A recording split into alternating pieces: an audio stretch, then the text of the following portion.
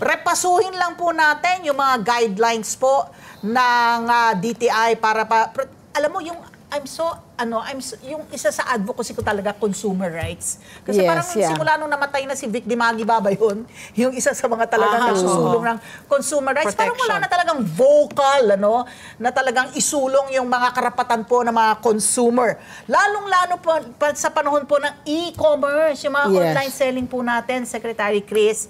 So itong yung mga may reklamo po sa online seller. At marami po yan nabibili na peke, ganun po. Bigyan lang natin sila ng giya. Kung paano, if they feel na sila ay meron, kumbaga sabihin na natin, nabudol. Nabudol. May gustong isole, ayaw, di ba? O hindi dumating yung produkto mo. Hindi. Nag-order ka ng computer, ng laptop, tapos pagdating sa mo, di ba, parang bricks lang, di ba? Bigyan na lang natin sila ng ng guidance. Okay, now October is Consumer Month. So this one, we really create awareness to let the public know that the government or even the DTI is really making sure that the consumer rights are protected. In fact, we have what we call the Bureau of Product Standards, meaning we cannot sell products that don't pass the standards of the DTI. So meron talaga kaming standards that are being met, and we really have a group that really enforces and that really monitors and really checks all these people that are not following the standards that are being set by the DTI. Madami din nagre-report, but you can actually report also to consumer care at dti.gov.ph or report to SEC at dti.gov.ph in case you encounter these kinds of situations.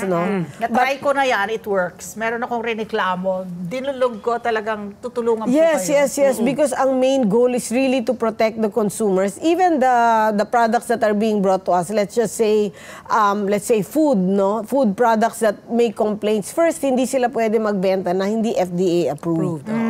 So, and for our mamamayan, they also need to be vigilant na pag nakita nila yung item na binebenta, let's say pagkain, hindi siya FDA approved, it's better for them not to buy this kasi hindi natin alam kung what's in, if it's safe or what's inside the product. So, Sec Chris, yung mga, does it still hold true? The customer is always right.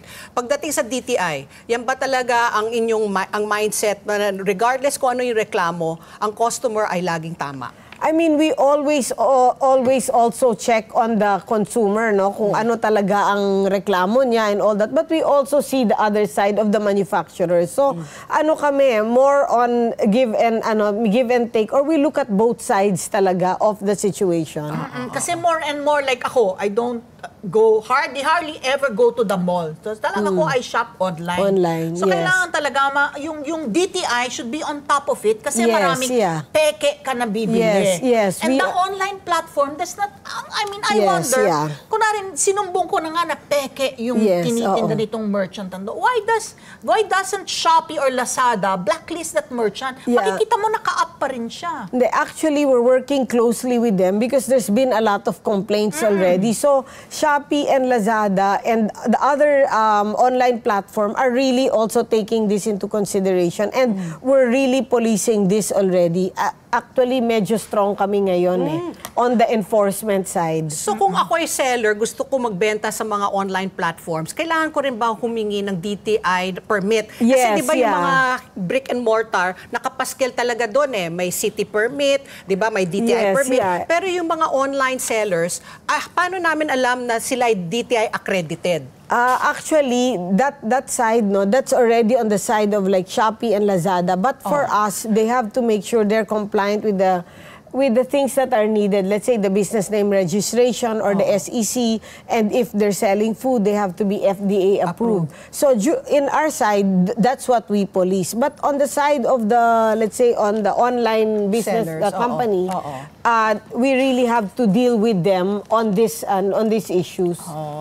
In fact, medyo strict na kami dito sa mga online companies. Kasi that's since the pandemic, yun na talaga di ba? Ang trend talaga is, but what about, kasi madali pag local yung seller.